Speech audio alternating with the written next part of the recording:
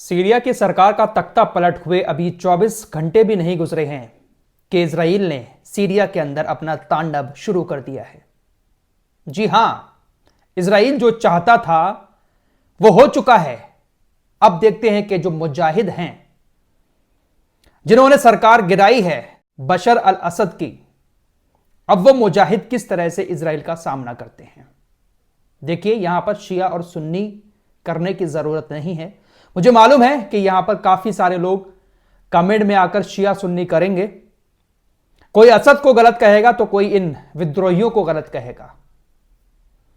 मेरा मकसद शिया सुन्नी करना नहीं है, मेरा मकसद फिलिस्तीन की आवाज उठाना है। मैं जो भी बात कहूंगा वो फिलिस्तीन के हक में कहूंगा, ना मुजाहिदीन के बारे में कोई बात करूंगा जिनको आतंकी कहा जा रहा है। अमेरिका भी उनको आतंकी कहता है, लेकिन सपोर्ट पूरा पूरा है। और ना ही मैं बशर अल असद के फेवर की बात करूंगा। बशर अल असद के बैकग्राउंड के बारे में भी आप लोगों को बताऊंगा कि आखिर क्यों इसको ये विद्रोही सरकार से हटाकर तख्ता पलट करना चाहते थे और उन्होंने वो कर भी दिया। क्या इतिहास है इसका, क्या किया है इसने सीरिया के लोगों के साथ, वो भी आपको बताऊंगा। लेकिन इन सारी बातों के इर्द गिर्द आप अपने जहन में फिलिस्तीन और गाजा के मंजर भी जरूर रखना। बड़ी खबर आ रही है कि तख्ता पलट होने के 24 घंटे के अंदर अंदर इजराइल ने तकरीबन 100 हमले सीरिया पर कर दिए हैं। हथियार डिपो जो सीरियाई सेना के थे उसको तबाह कर दिया। जो रडार सिस्टम सीरिया के अंदर मौजूद थे उसको तबाह कर दिया। जो पुरानी पुरानी इमारतें थीं, इजराइल ने इन्हीं 24 घंटे के अंदर हमला करके उनको तबाह कर दिया। इजराइल ने सीरिया के टार्टस, दारा, दमिश्क और भी कई सारे इलाकों में, खासकर ग्रामीण इलाकों में खतरनाक हवाई हमले किए हैं। बड़ी बड़ी जो इमारतें थीं, जो हथियार डिपो थे सीरिया की सेना के, उनको तबाह कर रहा है इजराइल। और इजराइल का कहना है कि हमले अभी और भी होंगे। इजराइल हमले क्यों कर रहा है? इजराइल ने कहा कि हम इन हमलों को करके एक सेफ बफर जोन बनाना चाहते हैं ताकि हमारे देश को किसी तरह का कोई खतरा महसूस ना हो। गोलान हाइट्स के बारे में आप लोग लगातार सुनते होंगे, कितनी बार मैंने आप लोगों को इसके बारे में बताया है। पहले सीरिया का हिस्सा हुआ करता था, लेकिन इजराइल ने इसको 1967 में अपने कब्जे में कर लिया। लेकिन इजराइल की नजर सीरिया के और इलाकों पर है। खबरें ऐसी आ रही हैं कि तकरीबन 15 किलोमीटर अंदर तक और गोलान हाइट्स से इजराइल अपनी सेना को एंटर करवा चुका है। इजराइल ने कहा कि हम यहां पर एक बफर जोन बनाएंगे, इसलिए हम अंदर घुस रहे हैं और हम हर वो कोशिश करेंगे जिससे हमारे देश के ऊपर से खतरा टल जाए। यानी सीधी सीधी नजर इजराइल की अब सीरिया के कुछ इलाकों में है। अब देखते हैं कि ये मुजाहिद, जिसको कुछ लोग कह रहे हैं कि ये सुन्नी संगठन है। दोस्तों, ये सुन्नी कौन से वाले हैं मालूम है? मैं शिया सुन्नी करना नहीं चाहता था, लेकिन आपको पूरी जानकारी देना चाहता हूं।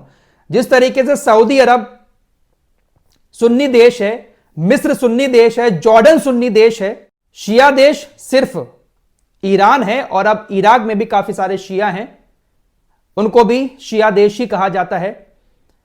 इसी तरीके से यह संगठन भी सुन्नी संगठन अपने आप को कहते हैं। बशर अल असद जो थे वो शिया थे। बशर अल असद के फादर ने तख्ता पलट करके 55 साल पहले 13 नवंबर 1970 को सत्ता हासिल की थी। बशर अल असद के फादर का नाम हाफिज अल असद था। उन्होंने सीरिया के अंदर 1994 तक कुर्सी संभाले रखी। 1994 में अपने बेटे को वो कुर्सी सौंपने वाले थे, जो बड़ा बेटा था उनका, बशर अल असद से बड़ा।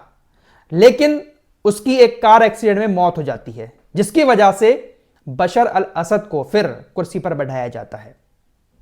ये जो राष्ट्रपति सीरिया के थे बशर अल असद, इनको कुर्सी मिलने वाली नहीं थी, लेकिन इनके भाई का जब एक्सीडेंट हुआ तो इनको फिर कुर्सी पर बिठाया गया। इनको ज्यादा जानकारी भी नहीं थी कि किस तरीके से सरकार चलानी है, फिर इनको कुर्सी पर बिठा दिया गया। तब से लेकर ये अब तक सीरिया के राष्ट्रपति बने हुए थे। लेकिन इस दौरान इन्होंने बहुत सारे लोगों को फांसी पर लटकाया।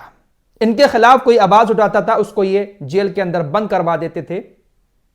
इन्होंने दो बिल्डिंग बनाई थी, एक लाल बिल्डिंग और एक सफेद बिल्डिंग।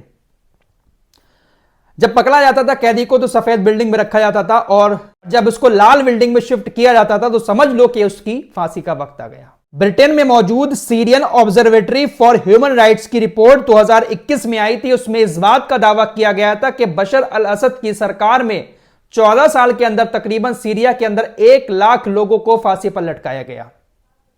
सिर्फ 3 से 5 मिनट के अंदर अदालत में सुनवाई होती थी और 3 से 5 मिनट के अंदर ही फांसी की सजा सुना दी जाती थी, और उसके बाद उसको लाल बिल्डिंग एक है उसमें शिफ्ट किया जाता था।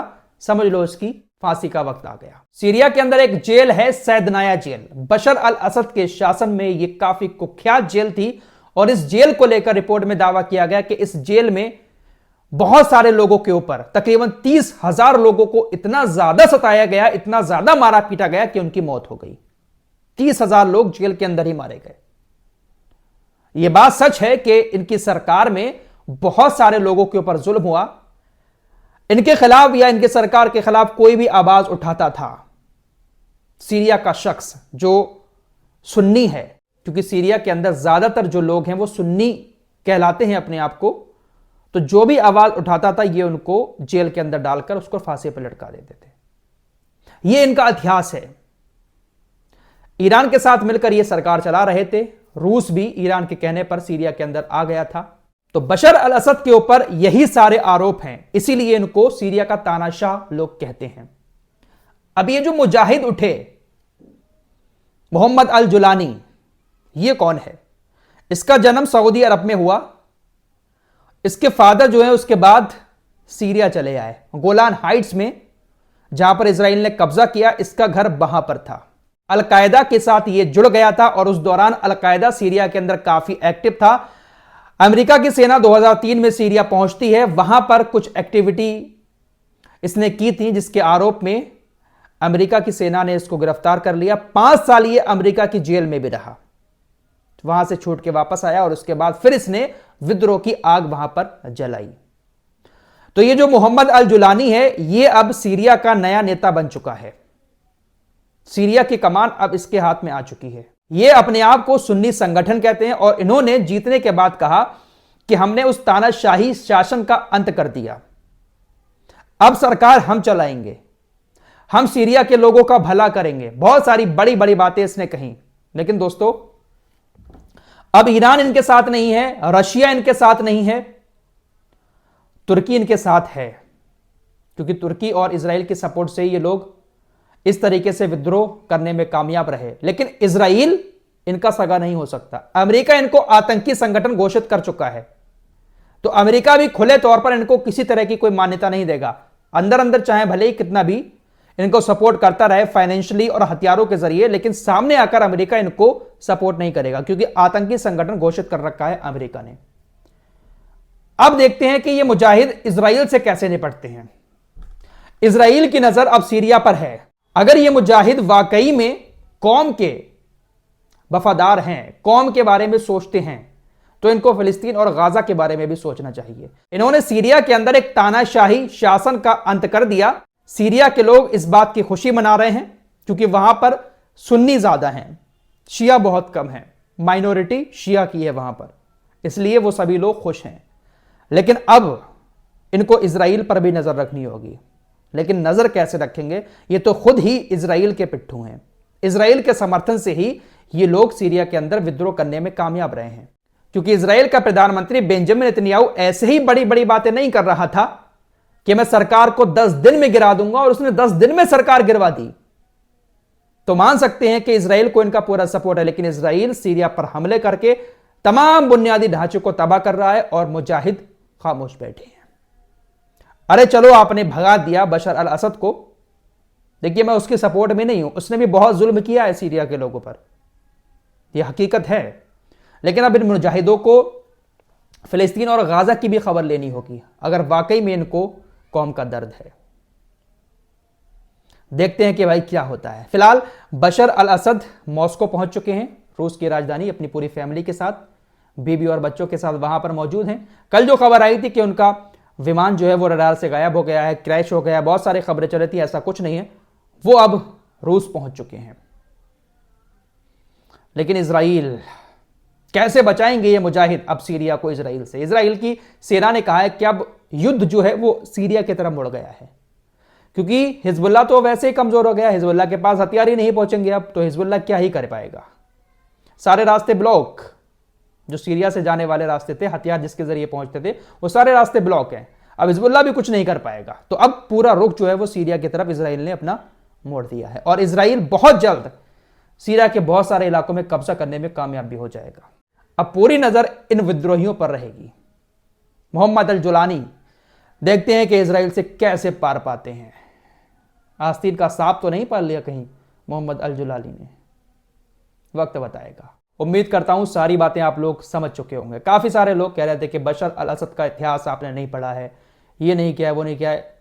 मेरे प्यारे दोस्तों, सब कुछ पढ़ा है, लेकिन मैं गाजा और फिलिस्तीन को ध्यान में रख के सारी बातें करता हूं। मैं शिया और सुन्नी नहीं करता। लोग मुझसे पूछते हैं कि आप शिया हैं या सुन्नी हैं। अरे भाई, मैं मुसलमान हूं, मैं क्यों शिया सुन्नी करूं? यहां पर कौम को एक होने की जरूरत है इस वक्त गाजा और फिलिस्तीन के मामले में। आपने गाजा का दर्द देखा है? सीरिया के लोगों का दर्द उसके सामने बहुत छोटा सा लगेगा जो गाजा के लोगों का दर्द है। इस रिपोर्ट में इतना ही। कुछ और खबरों के साथ फिर हाजिर होऊंगा। तब तक के लिए अपना ख्याल रखिएगा। अल्लाह हाफिज।